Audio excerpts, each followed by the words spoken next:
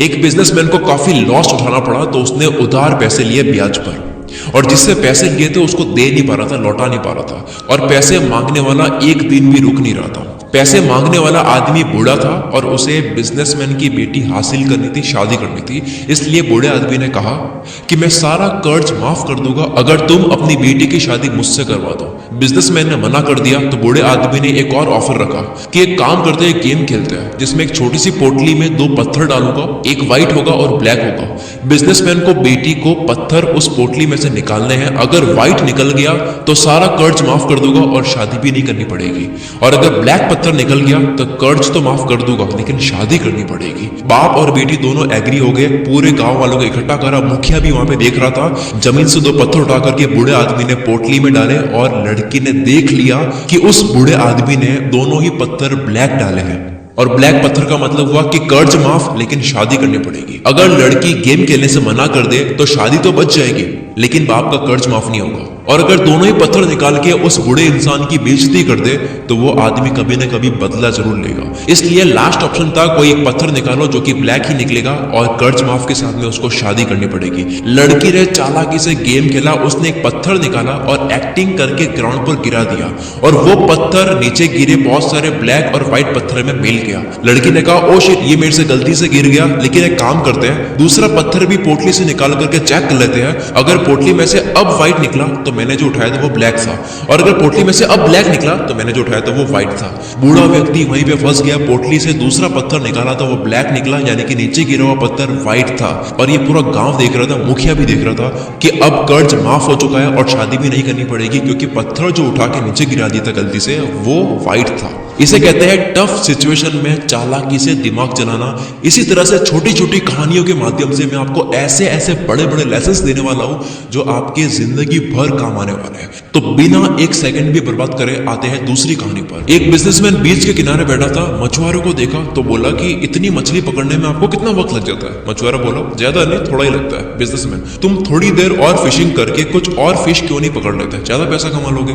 मछुआरा और फिश क्यों, इतने काफी है ना। बिजनेसमैन तो बाकी के टाइम करते क्या हो? मछुआरा फिशिंग करके घर जाता हूँ, वाइफ बच्चों और दोस्तों के साथ में टाइम स्पेंड करता हूँ, शराब पीता हूँ, मजे करता हूँ, गिटार बजाता हूँ, नाच गाना चलता है, पार्टी होती है, फिर सो जाता हूँ। बिजनेसमैन तुम ज्यादा फिशिंग करके पैसे कमाओ, सेविंग करो और उसे बोट खरीद लो, जिससे और ज्यादा फिश पकड़ पाओगे कम वक्त में, और इस तरह से एक और बोट ले लो, और इस तरह से तुम अपनी टीम बना लो, अपना काम दूसरों को भी सिखा लो, वो आपके लिए काम करेंगे। कंपनी सेटअप कर लो, एक प्रोडक्शन प्लांट बना दो, फिश की पैकिंग और डिस्ट्रीब्यूशन कंट्रोल कर सकोगे, और एक सिटी के अलावा दूसरी सिटीज में भी अपनी ब्रांचेस खोल दो। मछुआरा शांत रहा और बोला उसके बाद? बिजनेसमैन अरे उसके बाद क्या, एक बीच हाउस खरीद लेना, फैमिली के साथ में एंजॉय करना, फिशिंग करना, सुबह शाम आराम करना, तुम्हारी टीम काम कर रही होगी, रात को दारू पार्टी म्यूजिक और जलसे चलते रहेंगे। मछुआरा बट ये तो मैं अभी भी करता हूँ। बिजनेसमैन आगे कुछ बोल नहीं पाया। पता चला कि उसने अपना बिजनेस छोड़ दिया और फिशरमैन के साथ में रहना शुरू कर दिया। आप कुछ भी कर रहे हो, आप पता करो कि उसके बाद क्या, वो क्यों पाना है, वो क्यों करना है। अगली स्टोरी।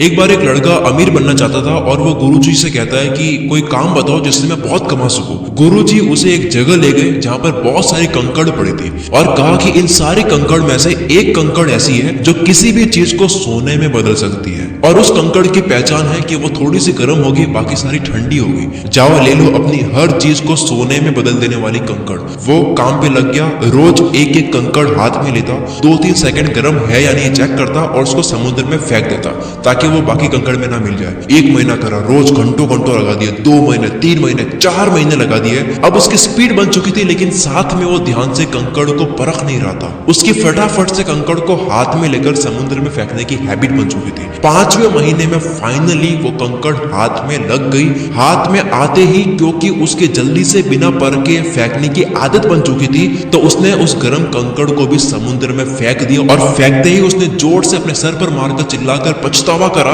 कि मैंने ये क्या कर दिया, हर चीज को सोने में बदल देने वाली कंकड़ को भी फेंक दिया। ठीक इसी तरह हर दिन को हल्के में लेने से ये आपकी हैबिट बन जाती है, और जिस दिन अच्छा मौका आता है उसे भी इसी आदत की वजह से गलती से उसको भी हल्के में ले लेते हैं। फिर बाद में होता है पछतावा। हर कंकड़ को ध्यान से परखो, यानी कि हर दिन को इंपॉर्टेंट समझो। कोई एक दिन, कोई एक कंकड़ आपकी जिंदगी को सोने में बदल सकता है। अगली कहानी। एक बाप अपने बेटे के साथ में रेस्टोरेंट में खाना खाने जाता है और नोटिस करता है कि रेस्टोरेंट की हालत काफी खराब है, गंदगी है, टेबल टूटी हुई है, खाना भी टेस्टी नहीं था। बेटा पिता से कहता है कि हम कितने गरीब है और कितनी मेहनत करते हैं, इनके पास ये होटल है, चाहे तो कितना बड़ा कर सकते हैं, लेकिन ये कर नहीं रहे, तो ये रेस्टोरेंट में मेहनत क्यों नहीं कर रहे हैं। खाना खाकर बिल पे करते वक्त ओनर से लापरवाही का कारण पूछा तो बोला इस रेस्टोरेंट में इतनी कमाई नहीं है, लोग आते ही नहीं है, इसलिए हम इस पे ध्यान देते नहीं है, ना इन्वेस्ट करते हैं, हमारी कमाई एक ट्रक चलती है उससे हो जाती है। लड़के के पिता ने ट्रक सामने ही देखी और चुपके से उस ट्रक का इंजन ऐसा खराब कर दिया कि वो ठीक हो ही ना पाए। ठीक 3 साल के बाद में बेटा वहां से जाता है और देखता है कि वहां पे बहुत बड़ा रेस्टोरेंट खड़ा हो गया है, 5-6 फ्लोर बन चुके हैं और क्या शानदार उसका लुक है। बेटे ने रेस्टोरेंट के ऑनर से बात करी कि इतना सब कुछ कैसे हुआ, तो उसने बोला कि मेरी कमाई एक ट्रक चलती थी उससे होती थी और मैं रेस्टोरेंट पे बिल्कुल ध्यान देता ही नहीं था, लेकिन पता नहीं किस कारण से वो ट्रक खराब हो गई और उसे कोई ठीक कर ही नहीं पाया, इसलिए पैसे कमाने के लिए मजबूरन मैंने रेस्टोरेंट पर ध्यान दिया और पता चला कि होटल मैनेजमेंट और बिजनेस करना मेरे अंदर था, मेरी अंदर की आवाज थी। मैंने पूरे रेस्टोरेंट का रंग रूप बदल दिया, कुक बदल दिए, वेटर्स बदल दिए, मैंने 5 और सिटीज में रेस्टोरेंट्स खुलवा दिए और वहां मैनेजर बैठा दिए। आज मैं उस ट्रक से 50 गुना ज्यादा कमाता हूँ। दोस्तों, आपकी जिंदगी की वो कौन सी ट्रक है जो आपके टैलेंट और अंदर की आवाज से दूर कर रही है।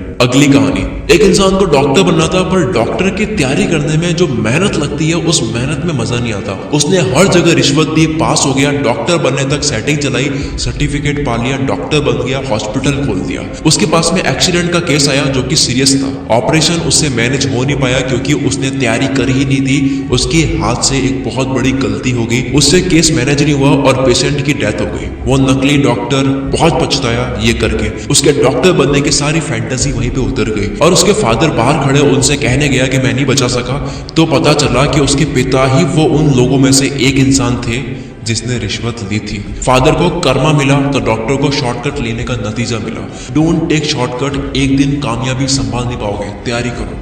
नेक्स्ट स्टोरी, एक इंसान बुद्ध से अपनी किस्मत पूछने जाता है तो रास्ते में एक आदमी मिलता है और कहता है कहाँ जा रहे हो। वो बोला बुद्ध से मिलने जा रहा हूँ। तो बोला कि मेरी बेटी बोल नहीं सकती है, बुद्ध से पूछना कि वो कब बोलना शुरू करेगी। आगे गया तो जादूगर मिला, कहाँ जा रहे हो। बोला बुद्ध के पास जा रहा हूँ। तो बोला मेरा भी सवाल है, मैं स्वर्ग जाना चाहता हूँ लेकिन जा नहीं पा रहा हूँ, तो मेरा भी पूछ के आना कि मैं कब जाऊंगा। आगे गया तो एक कछुआ मिला, कहाँ जा रहे हो। बोला कि बुद्ध के पास जा रहा हूँ। तो बोला कि यार मैं काफी टाइम से ड्रैगन बनना चाह रहा हूँ, बन नहीं पा रहा हूँ, तो मेरा भी पूछ के आना। फाइनली बुद्ध से मिला तो वो बोले कि आप केवल 3 ही सवाल कर सकते हो। उसने सोचा कि मेरी तकलीफ तो काफी छोटी है, इन 3 लोगों की ही बोल देता हूँ। तीनों की तकलीफ सुनकर बुद्ध बोले कछुआ ड्रैगन बनेगा जब वो कवच छोड़ देगा, जादूगर स्वर्ग जाएगा जब वो अपनी जादू की छड़ी को छोड़ देगा, और लड़की बोलना शुरू कर देगी जब उसको लाइफ पार्टनर मिल जाएगा। वापस आते वक्त उस इंसान ने कछुए से कहा कि तुम अपना कवच छोड़ दो, ड्रैगन बन जाओगे।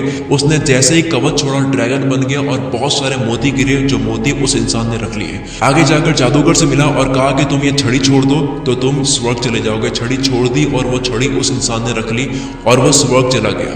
उसके बाद में आखिर में वो लड़की से मिला तो लड़की ने आगे से ही बोल दिया कि तुम वही आदमी हो ना जो पहले आए थे। लड़की बोल पड़ी, मतलब वो इंसान उस लड़की का लाइफ पार्टनर बन गया। सबने कुछ ना कुछ खोया और कुछ पाया, लेकिन सबसे ज्यादा उस इंसान ने पाया जिसने अपने लिए एक भी सवाल नहीं करा। वो इतना दूर जाने के बाद भी अपना एक भी सवाल नहीं करा, उन तीनों के लिए सवाल करा, जिसे मिले मोती, जादू की छड़ी और लाइफ पार्टनर। जितना बड़ा त्याग उतनी बड़ी सक्सेस।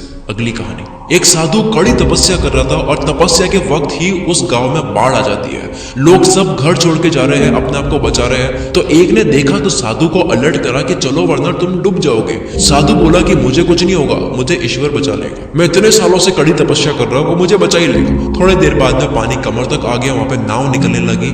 एक आखिरी नाव जा रही थी, लोगों ने कहा कि आ जाओ वरना डूब जाओगे। साधु ने कहा मुझे कुछ नहीं होगा, तुम जाओ, मुझे ईश्वर बचा लेंगे। अब पानी इतना बढ़ चुका था कि साधु को पेड़ के ऊपर चढ़ना पड़ गया। वहां पे हेलीकॉप्टर्स जा रहे थे काफी सारे। एक आखिरी हेलीकॉप्टर की नजर पड़ी साधु पर और रस्सी फेंककर कहा कि रस्सी को पकड़ लो, ये आखिरी हेलीकॉप्टर है, आप डूब जाओगे। तो साधु ने कहा कि आप चले जाओ, मुझे ईश्वर बचा ही लेंगे। और इस तरह से साधु की डूबने से मौत हो जाती है। मरने के बाद में वो ईश्वर से कहते हैं कि मुझे आपने बचाया क्यों नहीं, मैंने जिंदगी भर आपके लिए तपस्या करी और आपने मुझे बचाया नहीं। ईश्वर ने कहा कि मूर्ख इंसान, मैं 3 बार ही आया था, तीनों बार मैं ही तो था। एक बार पैदल, एक बार नाव के साथ और एक बार हेलीकॉप्टर के साथ। जब मौके होते हैं तब हम पता नहीं किसका इंतजार कर रहे होते हैं और हम एक्शन नहीं लेते हैं, और उसके बाद में जब वक्त निकल जाता है हम पछतावा करते हैं। अगली स्टोरी, कुछ बंदरों को एक पिंजरे में डालकर पिंजरे में केले लटका दिए गए। अब जैसे ही कोई बंदर केले खाने के लिए पास में जाता तो ऊपर से ठंडा पानी गिरा दिया जाता। पानी गिरने की वजह से सारे बंदर गीले हो जाते। अब क्योंकि कोई भी बंदर केले के पास जाता तो ठंडा पानी गिरा दिया जाता, तो उन्होंने नियम बना लिया कि कोई भी बंदर अगर केले के पास में गया तो उसकी धुलाई होगी। कुछ दिन बाद एक पुराने बंदर को निकाल करके एक नए बंदर को उस पिंजरे में डाल दिया। नए बंदर ने केले देखे, पास जाने लगा, उसको पता ही नहीं क्या होगा। केले के पास जाते ही बंदरों ने उसकी धुलाई कर दी। नया बंदर समझ ही नहीं पाया कि मेरी धुलाई हो क्यों रही है। फिर से एक और पुराना बंदर निकाल करके एक नया बंदर उसमें डाल दिया गया। अब जैसे ही वो नया बंदर फिर से केले देखता है, पास जाता है, उसकी भी धुलाई होती है। लेकिन इस बार इस धुलाई में पिछला वाला नया बंदर भी शामिल था, जिसको पता ही नहीं है कि धुलाई करनी क्यों है। ऐसे करते करते सारे पुराने बंदर जिनको पानी वाली बात पता है उनको निकाल करके नए बंदर डाल दिए, जिनको पता ही नहीं है कि धुलाई करनी क्यों है। और इस तरह से सब एक दूसरे की धुलाई कर रहे थे। किसी को नहीं पता कि धुलाई क्यों कर रहे हैं। हम सब अपने सपनों को इसी तरह पीटते हैं। क्यों पीट रहे हैं किसी को नहीं पता, बस सिखाया गया है, कुछ सिस्टम बना दिए गए, क्यों है पता ही नहीं है। हो सकता है किसी के ऊपर ठंडा पानी गिरा होगा, यानी कि वो फेल हुआ होगा, जिसकी वजह से उसने कोई नियम बना लिया। अब लेकिन दिक्कत यह है कि आपके ऊपर वो ठंडा पानी नहीं गिरने वाला है, यानी कि आप फेल नहीं होने वाले हो। फिर भी आप उस पुराने नियम को मान रहे हो, जो कि तब बना था जब वो फेल हुए थे, जब उनके ऊपर ठंडा पानी गिरा था। अगली कहानी, क्या आपको पता है कि बर्तन में पानी डालकर उसमें मेंढक डालें और उसको गर्म करें धीरे धीरे, तो मेंढक टेम्परेचर के अकॉर्डिंग अपने आप को एडजस्ट करना शुरू कर देता है। लेकिन कहानी यहां से शुरू होती है, जब पानी गर्म होते होते एक लिमिट से ज्यादा गर्म हो जाता है, तब वो अपने आप को एडजस्ट नहीं कर पाता है और वो बाहर आ नहीं पाता है, क्योंकि उसके कूदने की एनर्जी खत्म हो चुकी है। वो घायल हो चुका है बहुत ज्यादा गर्म हो जाने की वजह से। उसने अपने सारी एनर्जी शुरू में ही अपने आप को एडजस्ट करने में दे दी। वो चाहता तो एक छलांग से उसी टाइम बाहर आ सकता था और आखिर में वो मर जाता है। मेंढक की मौत किससे हुई? गर्म पानी से नहीं हुई। मौत हुई राइट टाइम पर जंप ना लेने की वजह से। अच्छे वक्त का इंतजार मत करो, बस कूद जाओ, उसके बाद में सही कर दो। सब सही करने का सोचकर मत कूदो, क्योंकि कभी नहीं कूद पाओगे। और कहते हैं कि सबसे अच्छा कूदने का वक्त तब होता है जब आप तैयार नहीं होते हो, क्योंकि कूदने के बाद तैयारी होती है। अगली स्टोरी, एक औरत को अपनी सांस पे बहुत गुस्सा आता था। वो गई ऐसे इंसान के पास जो जहर दे सके। उसने कहा कि मैं जहर देता हूं, पर इसको थोड़ा थोड़ा करके खिलाना है और 2 महीने बाद मौत हो जाएगी आपके सांस की। पर 2 महीने तक अपने सांस से अच्छे से बात करनी होगी, ध्यान रखना होगा, ताकि तुम्हारे पति को 1% भी शक ना हो। 2 महीने तक उसने थोड़ा थोड़ा रोज जहर दिया। बहुत मोहब्बत से रहती। उसका मन करता कि एक ही दिन में सारा जहर दे दे, लेकिन ऐसा करने से उसके पति को शक हो जाएगा, इसलिए उसने पहले बनाई। 2 महीने रोज थोड़ा थोड़ा जहर दिया, अपने सास के साथ में अच्छे से रही। 2 महीने होने ही वाले थे। वो जहर देने वाले के पास में गई और बोली कि कुछ ऐसा कर दो कि उनकी मौत ना हो, क्योंकि अब मुझे उनसे प्यार हो गया है, मुझे उनमें कोई कमी नहीं नजर आती है। दोस्तों, हर इंसान अच्छा लगने लग जाता है जब उनसे बनाने की कोशिश करता है। अगली स्टोरी, एक शूज के बिजनेस ओनर ने 2 लोगों को फ्रेशर पर लगाया और काम दिया कि जो इस काम को करेगा उसकी नौकरी रहेगी, बाकी दूसरा फायर हो जाएगा। दोनों को एक ही जगह एक आइलैंड पे भेज दिया और कहा कि जाके पता करो कि वहां पे हम कितने शूज बेच सकते हैं, क्या वहां पे बहुत बड़ी शॉप बन सकती है या नहीं। वहां जाने के बाद में देखा कि लोग जूते पहनते ही नहीं है। तो एक ने बॉस को मेल करा कि सर यहाँ पे तो लोग जूते पहनते नहीं है, हम बिजनेस यहाँ पे नहीं कर सकते। और दूसरे वाले ने मेल करा कि सर यहाँ पे तो लोग जूते पहनते नहीं है, ये तो अपॉर्चुनिटी है। इसका मतलब ये है कि हम करोड़ों में कमाने वाले हैं, क्योंकि यहाँ किसी ने अब तक शूज पहनने स्टार्ट करे ही नहीं है, यानी कि सबको शूज खरीदने की जरूरत है। पॉजिटिव साइड देखने वाले की जॉब लग गई और दूसरा जो कहता था कि यहाँ पे शूज नहीं बेच सकते, उसको फायर कर दिया। कोई भी कमी होती है उसको अपने फायदे में इस्तेमाल करो, वहां पे परेशान मत हो। अगली स्टोरी, एक ऊंट का बच्चा अपनी माँ से कहता है कि हमारी कमर पर एक कुबड़ क्यों होती है। तो जवाब में मिला कि रेगिस्तान में पानी की कमी होती है, तो पानी को स्टोर हम कर सकते हैं। अगला सवाल करा कि हमारे पैर जो है वो फैले हुए क्यों होती है। तो माँ ने जवाब दिया कि ताकि रेगिस्तान पर अच्छे से चल सके। फिर सवाल करा कि हमारी आंखों की पलकें इतनी मोटी और बड़ी क्यों है। तो जवाब में मिला कि रेगिस्तान में तेज हवा में उड़ रही मिट्टी से बचने के लिए। ऊंट का बच्चा बहुत टाइम तक सोचने के बाद में बोलता है, हम अगर रेगिस्तान के लिए बने हैं, हमारी ताकत ही रेगिस्तान में रहने के लिए है, तो हम ये जू में क्या कर रहे हैं। हर इंसान की अपनी शक्ति होती है और उसका मैदान होता है। आपको वही करना चाहिए जो आपके लिए सही है। अगली स्टोरी, एक राजा की आंखों में जलन हो रही थी, किसी तरह का इन्फेक्शन हो गया था। डॉक्टर से चेक करवाया तो पता लगा कि एक ऐसा इन्फेक्शन हो गया है जिसमें आप हरे कलर के अलावा कोई भी कलर देखोगे तो आपकी आंखों में जलन होगी और आंखें खराब होगी। एक टाइम के बाद आप अंधे भी हो सकते हो। राजा महल गया, सारे आदमी बुला दिए और कहा कि जितनी भी रोड है, जो भी जगह जहां से मैं निकलता हूँ वो सब हरा कर दो। हरे कलर के अलावा मुझे कोई कलर नहीं दिखना चाहिए जहां पे मैं जाता हूँ। पूरा गांव, रोड, बिल्डिंग, जो चीजें सब कुछ हरा कर दिया, आसपास सब कुछ। और ऐसा करने में बहुत पैसा भी खर्च हो रहा था, पूरा गांव हरा करना था यार। एक इंटेलिजेंट इंसान वहां से निकल रहा था, देखा कि यार ये सब कुछ हरा क्यों है, तो किसी से पूछा कि हरा क्यों है, तो कहा कि यार एक राजा है, उनको कोई इन्फेक्शन हो गया है, वो हरे कलर के अलावा कोई और कलर देखेगी तो उनको दिक्कत होगी। वो इंटेलिजेंट इंसान राजा के पास में गया और कहा करोड़ों रुपए खर्च करने की कोई जरूरत ही नहीं थी, पूरे गांव को हरा करने की कोई जरूरत ही नहीं थी, 100 रुपए का हरे कांच का चश्मा ही पहन लेते हैं। बड़ी प्रॉब्लम का जरूरी नहीं है कि सोल्यूशन भी बड़ा हो, कई बार आसान सोल्यूशन सामने होता है, उसको देख नहीं पाते हैं क्योंकि हम आसान चीजें इग्नोर करते हैं। इसलिए अगली कहानी भी इसी के ऊपर है कि एक बार एक जादूगर था, वो कोई भी लॉक खोल सकता था, कोई भी ताला वो तार को मोड़ करके खोल सकता था। एक होशियार इंसान ने इस जादूगर को चैलेंज दिया कि इस जेल में जाओ और अब लॉक को खोल कर दिखाओ। उसने बहुत ट्राई करा लेकिन वो खोल नहीं पाया, उसने हार मान ली। होशियार इंसान कहता है कि तूने बहुत ताले खोले होंगे लेकिन ये नहीं खोल पाया, पता है क्यों? क्योंकि ये अनलॉक था, इसको मैंने लॉक करा ही नहीं था। कई बार जो नहीं है वो भी हम सॉल्व करने लग जाते हैं, यानी कि बेवजह सोचने लग जाते हैं। अगली स्टोरी, ये आखिरी स्टोरी बड़ी इंटरेस्टिंग है। एक राज्य में हर 5 साल में एक नया राजा बनाया जाता है और 5 साल कंप्लीट होने के बाद में उस राजा को एक ऐसे जंगल में भेज देते हैं जहां पर जंगली जानवर होते हैं और वो जानवर ही खा लेते हैं उस राजा को। एक राजा के 5 साल कंप्लीट हुए, उसको जंगल में भेज दिया गया और अब आया चालाक राजा। जब ये चालाक इंसान राजा बन जाता है तब वो लोगों से पूछता है कि 5 साल कंप्लीट होने के बाद में आप ऐसा कौन सा जंगल है जहां पर भेज देते हो। वो राजा अपने लोगों के साथ में उस जंगल में जाता है, देखता है कि वो काफी घना जंगल है, वहां पर काफी राजाओं की बॉडीज भी पड़ी है। राजा सोचता है कि 5 साल के बाद में मेरा भी ये हाल होने वाला है। उसने दिमाग लगाया और पहले ही साल में जंगल के सारे पेड़ कटवा दिए, जानवर हटवा दिए और दूसरे साल में डेवलपमेंट का काम शुरू कर दिया। रोड बननी शुरू हो गई, बिल्डिंग बननी शुरू हो गई, खेती होनी शुरू हो गई, गरीबों के रहने के लिए कुछ जगह बना दी, स्कूल कॉलेज सब बनानी शुरू कर दी। 5 साल कंप्लीट होने से पहले जंगल का नाम और निशान मिटा लिया। ये सब करते करते राजा ने पैसे भी बहुत ज्यादा सेव कर लिए अपने लिए।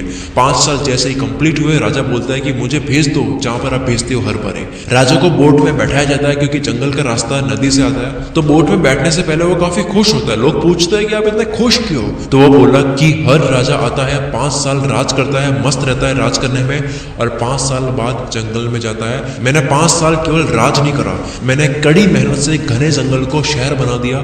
मेरे 5 साल यहाँ कंप्लीट हो चुके हैं, अब मैं जिंदगी भर वहां राज करूंगा जहां जा रहा हूँ। क्योंकि राजा ने सेविंग भी करी थी तो वह पैसा लेकर वहां चला जाता है और इस नए जगह में उसकी इज्जत भी होती है क्योंकि गरीबों को बहुत घर भी दिए होते हैं। आप आज मेहनत करो कल के भविष्य के लिए। अब तक के लिए सिर्फ इतना ही गाइस। अगर आपको ये वीडियो थोड़ी भी अच्छी लगी है ना तो कमेंट करके जरूर जाना, और अगर आपको पता नहीं चल रहा कि कमेंट में क्या लिखे यार, तो सिर्फ कमेंट में यस लिख देना कि यस, इस वीडियो की वजह से मेरी लाइफ में थोड़ा सा बदलाव आया है। आपकी कमेंट्स देखकर मेरा हौसला बढ़ जाता है अगली वीडियो को और अच्छी बनाने के लिए। तो यस कमेंट करके जरूर जाना। मिलते हैं हम अगली वीडियो में। Wish you all the very best. मैं शकील कुल मित्र से आपके सपनों को सपोर्ट करता हूँ।